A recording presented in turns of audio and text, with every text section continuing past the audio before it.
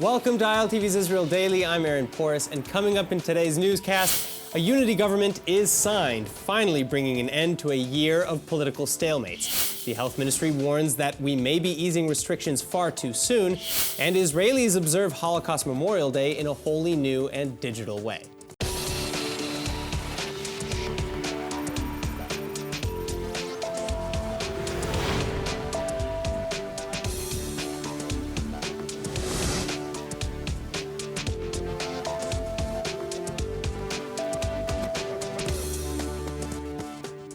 Over 13,880 people have now been diagnosed with the coronavirus in the state of Israel, with another 170 cases being diagnosed just overnight. And the health ministry says that 142 are in serious condition and 113 are on ventilators. 135 are moderately ill. But the good news is that more than 4,300 have recovered from COVID-19. That's an increase of 300 recoveries since just yesterday. Unfortunately, though, the death toll has now also risen to 182 people and counting. As the planet reels from more and more deaths like this, though, the World Health Organization is urging governments across the world to remain vigilant and only to gradually lift lockdowns, out of concern that the globe could see a deadly resurgence of the coronavirus. And Israel has been slowly rolling back its regulations in an effort to help stimulate the economy and help locals out of work. Hundreds of self-employed small businesses are protesting across Israel to demand that the government help them weather the lockdown conditions amidst the coronavirus crisis. And the self-employed have long complained of mistreatment by government authorities as well, who they claim take massive amounts of their income but provide none of the security nets that salaried employees get to enjoy. It's believed that around 25,000 businesses in Israel could be forced to close down by the end of the year as a result of the virus crisis. Now, a government coalition in Israel has finally been formed, and it only took 484 days, 3 election cycles, and a pandemic under an interim government to do it. But still, on the eve of this year's Israeli Holocaust Memorial Day, Prime Minister Netanyahu and Knesset Speaker Benny Gantz signed a deal, and many Israelis are, at the very least, relieved. Of course, I'm happy. Any democratic would be happy that there's a new government. Will it be the right thing that I want? I'm not so sure. I'm not exactly the Bibi person. But at this challenging of COVID-19, which Israel is quite safely referring to it, I hope just that the next thing that the economy will start moving. Now, this is the first unity government agreement in 36 years, the last one being between Shimon Peres and Yitzhak Shamir. According to this deal, though, this government will be characterized as an emergency government for 6 months, during which time negotiating teams will continue looking into the future of the coalition. No laws unrelated to coronavirus can be pushed by the emergency unity without both sides' consent, and only a few exceptions to this have been outlined, like the drafting of a 2-year budget and draft legislation to begin annexing sections of Judea and Samaria or the West Bank as soon as July.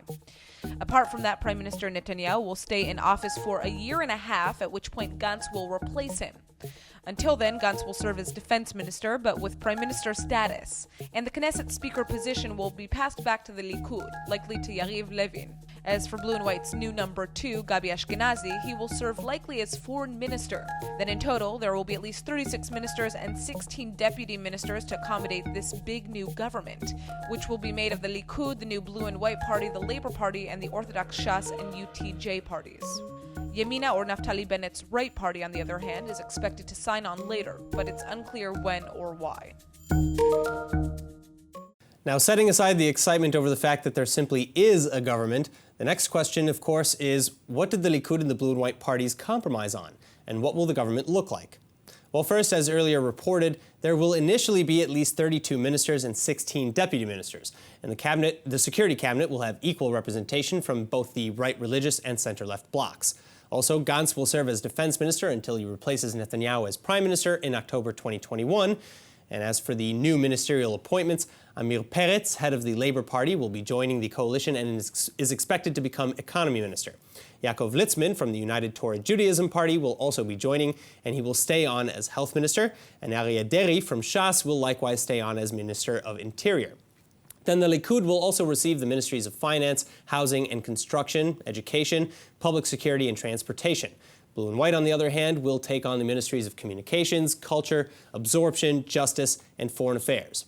Meanwhile, regarding other compromises, first, neither Netanyahu nor Gantz can dismiss or fire the other.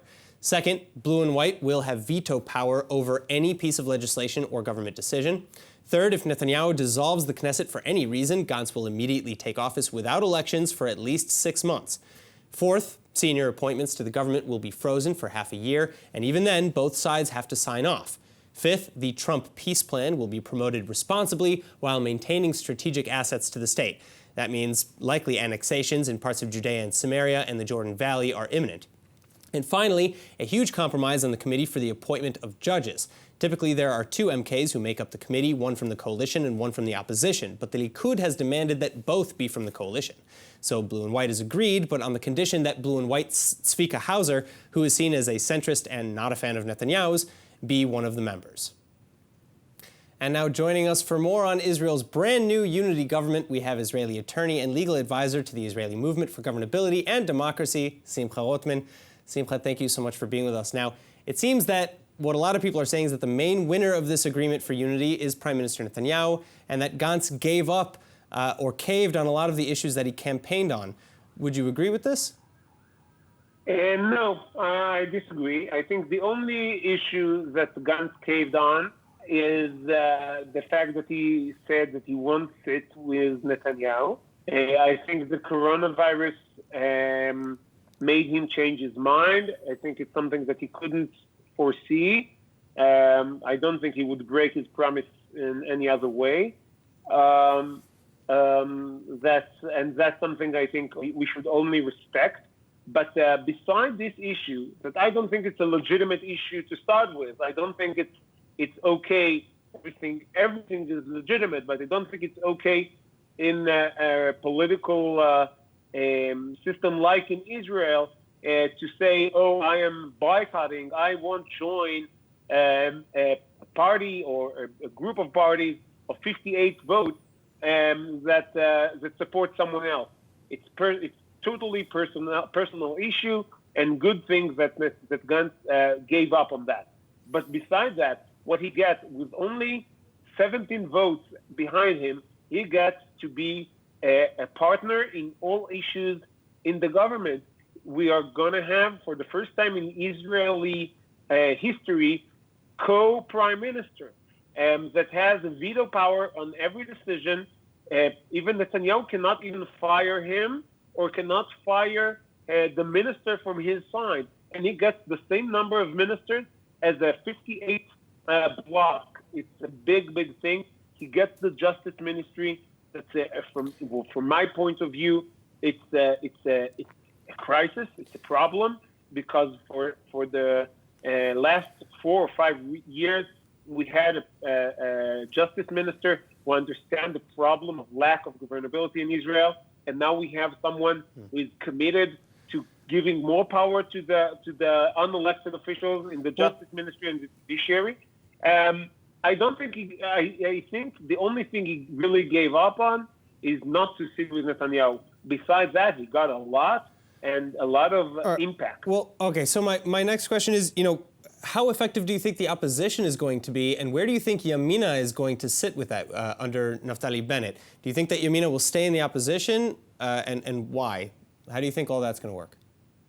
I don't know what Yamina will do. I think if you look at it from a purely political analysis, we have to understand that purely political analysis is not the thing that made this unity government. If all players would think only about politics, we probably would go to a fourth election. People decided to rise above the immediate political interest and join the unity government. It's an honorable gesture, but we also need to take care of ideology and other issues. Well, it's going to be very interesting to see what the opposition actually looks like in the end and how effective it will be. Simcha, thank you so much for joining us. Thank you very much. In other news, not everyone is happy about Israel's new unity government. Palestinian leaders are speaking out. Palestinian chief negotiator Saeb Erekat says that the new Israeli coalition now has 2 options: to either agree to implementing a 2-state solution based on the 1967 lines, or to cut off peace completely by annexing parts of Judea and Samaria or the West Bank. If they move in the path of annexation and dictation, that means this government would have killed any prospects for negotiated settlements between Palestinians and Israelis, and they will be fully responsible for the collapse with the whole idea of peace. According to the emergency national unity government deal that has now been reached, from July 1st of 2020, Israeli Prime Minister Netanyahu will be allowed to have the government vote on annexing parts of Judea and Samaria or the West Bank. And such a vote would be based on the U.S.'s peace plan that would be held as quickly as possible with no delays at the committee stages. And even though coalition members will be able to vote in whichever way they want, the pro-annexation camp in the Knesset will likely have a majority. Now, Israel's right-wing bloc believes that applying sovereignty to the Jordan Valley and the northern Dead Sea is the only means through which to properly protect the state of Israel. But Palestinian President Mahmoud Abbas is warning the Israeli government against annexing any part of the West Bank. In the past, Palestinian officials have also threatened to revoke all signed agreements with Israel, to revoke Palestinian recognition of Israel, and to suspend security coordination should Israel implement any annexations.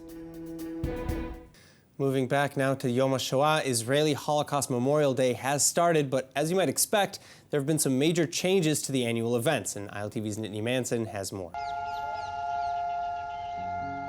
Today is Israeli Holocaust Memorial Day, where Israelis and people all around the world honor the millions of victims of the Holocaust. And to do that, every year, Israel stands for 2 minutes of silence as sirens blare across the country. But this year, with the coronavirus pandemic plaguing the world, things are a bit different. Typically busy streets, boardwalks, and eateries all stop at once in a massive and moving show of solidarity and reflection. But this year, the streets are already pretty clear, and that's not all that's changed. Events to hear survivor testimony have all moved online. The U.S. Holocaust Museum is holding a virtual remembrance ceremony, and Israeli state-funded events, concerts, and candlelightings are all being held remotely. In fact, Israel's Yad Vashem Holocaust Memorial even pre-recorded most of its annual programming, including addresses by President Rivlin and Prime Minister Netanyahu, who drew parallels between the Holocaust and the coronavirus. התפרצות הקורונה מחייבת מאבק כלל עולמי בנגיף, ולא פחות מזה, היא ממחישה את החשיבות של ריבונות לאומית. שלא כמו בשואה, הפעם זיהינו את הסכנה בזמן. קיבלנו החלטות חשובות כמו סגירת גבולות המדינה, ורתמנו את כלל מערכות המדינה למלחמה בקורונה. בייחוד רתמנו את הרצון, המחויבות והאחריות שלכם, אזרחי ישראל. Yad Vashem is also reiterating, though, that they have made tons of media available on their website, as have several other organizations like the Zikaron B'Salon or Memorial in the Living Room group. Every year, Zikaron B'Salon helps to host intimate personal discussions with Holocaust survivors, and actually ahead of the Yad Vashem ceremonies Monday night, Prime Minister Netanyahu and his wife Sarah participated in a Zikaron B'Salon meeting live via Zoom. And it featured live musical performances, personal stories by Holocaust survivor Malchiel Yunch, and discussions with the founder of the program, Adi Altshuler. Now, of course, today has also been full of digital talks and ceremonies, and co-prime ministers Netanyahu and Gantz recall how their families have been affected by the Holocaust at the opening of today's national memorial. Gantz recounts his mother's survival story and how she herself immigrated to Israel after liberation, and Netanyahu recites a poem written by his late father-in-law, whose family perished in Poland during the war. Meanwhile, Israel's Arab sector is also participating in Holocaust Memorial Day with unique events combining survivor testimonies and discussions over the significance of the Holocaust to them. And several such events have been initiated by the Beyachad Arevim Ze Lazeh, or the Together Vouching for Each Other organization. So, joining us now with more on these events is social activist and director of Together Vouching for Each Other, Yosef Haddad. Thank you so much for being with us. Now, first, tell us more about these events, and second, why are they important to you? First of all, thank you for having me. We actually, last year, we managed to do for the first time what we call Zikaron B'Salon, a memory in the living room in the Arab society, which we bring a witness to come and to talk about what happened in the Holocaust in front of the Arab society from the Christian, Muslim, and Druze community, and really see it from the person that felt and really know what was going on during the Holocaust time. It was very emotional and it was very successful. So this year we were supposed to grow and to do 20 Zikaron B'Salon, 20 living room in the at this event. But unfortunately, the coronavirus changed our plans. Right. And we went from making 20 like this to event in Zoom application, and it was very successful. We managed really to have a very deep discussion about the Holocaust and how it really reflects in the Arab society. It was amazing. How many people take part in these events? No, so usually when we do the Zikaron Basalon, it's supposed to be between 15 to 20 people per event. But because of the coronavirus, we had to do it by the app.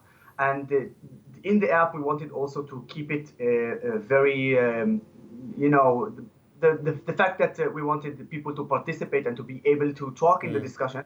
So when we wanted to be between also 20, but there were demands, so we had to allow to be even over 35 people. And because of the demands, once I'm finishing here, I have another 2 events that we are making just in the next hour. All right. So again, how did you get into this program? How did you start this? So a year ago, I was a key speaker in the Memorial International Memorial Holocaust Day. And I spoke to Holocaust survivors in Miami. I promised them that I would bring the awareness of the Holocaust to the Israeli Arab society. Now, I must share with everybody, our starting point in terms of knowing about the Holocaust is not similar to the Jewish student who learn about the Holocaust. For me, take for instance for me, the first time I visited Yad Vashem, the museum, it was only when I was in the army. The first time I met a Holocaust survivor, it was just at the age of 30. In our schools, we learn about the Holocaust as a small section in a bigger subject like World War II. So we wanted to bring this subject because we think it's very important for us as Israeli Arabs to know what our neighbors and their fathers and their grandmothers and fathers have passed, and we wanted to understand that this is the history of our friends, of our neighbors, and we must, the most amazing thing is to understand that we all human beings, and we must do everything in order not to repeat such a horrific event like this.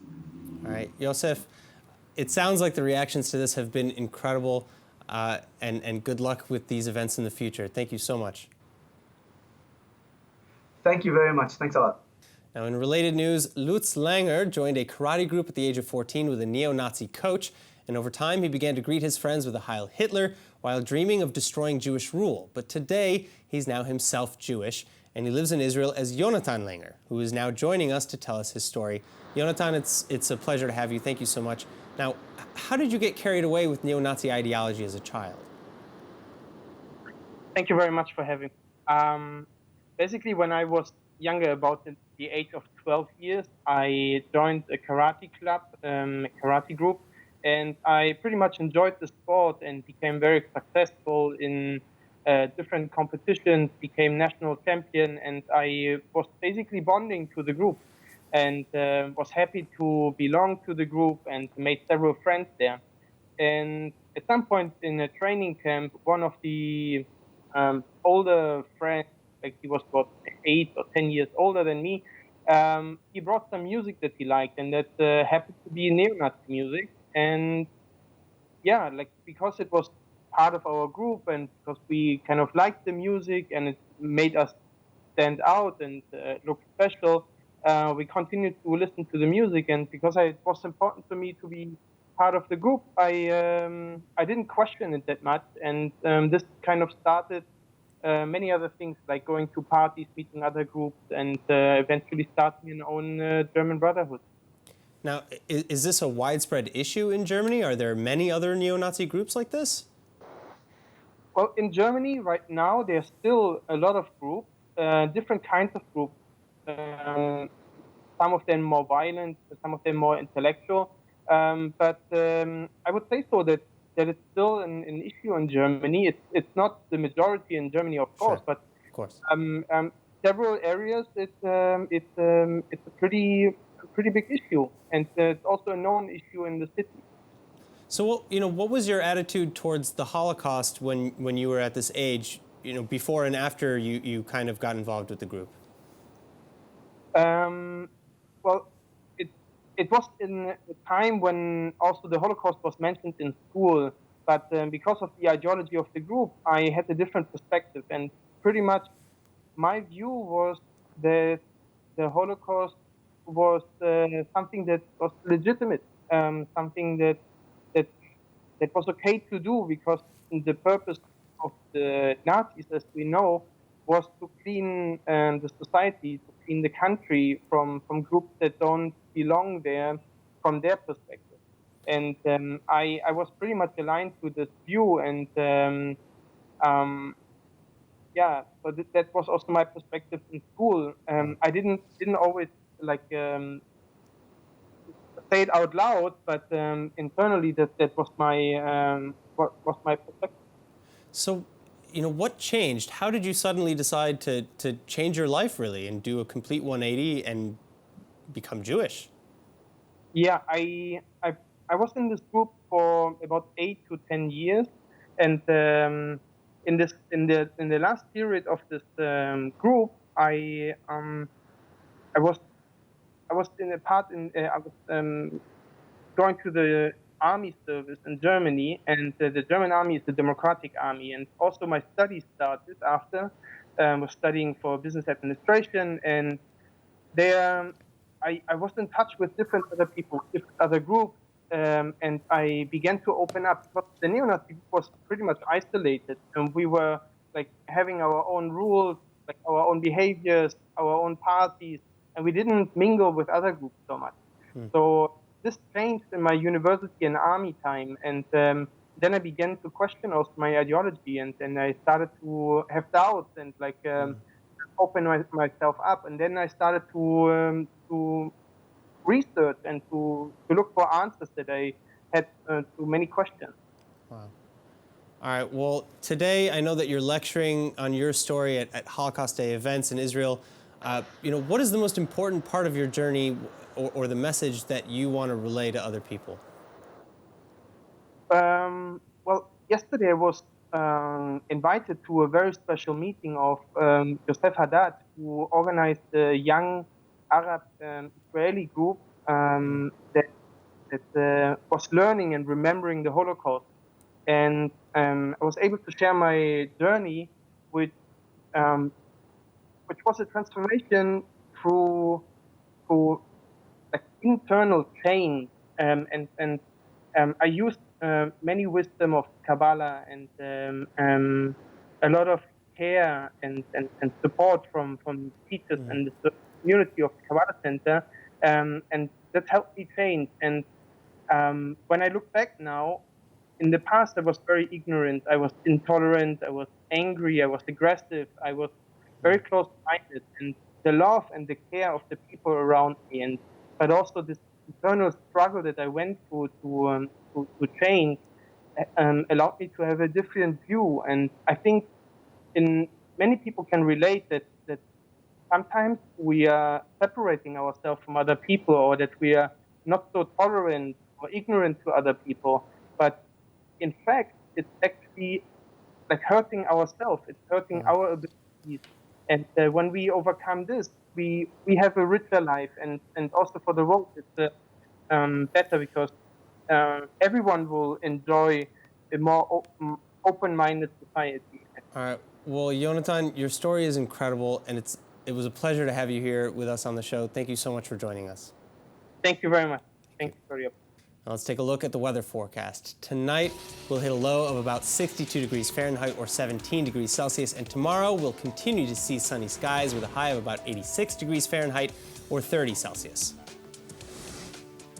And that's it for today's news. Today's exchange rate is 3.57 shekels to the American dollar. For more news from ILTV, please like ILTV on Facebook, follow us on Instagram, and subscribe to our YouTube and Roku TV pages. I'm Aaron Porras. Thank you so much for watching.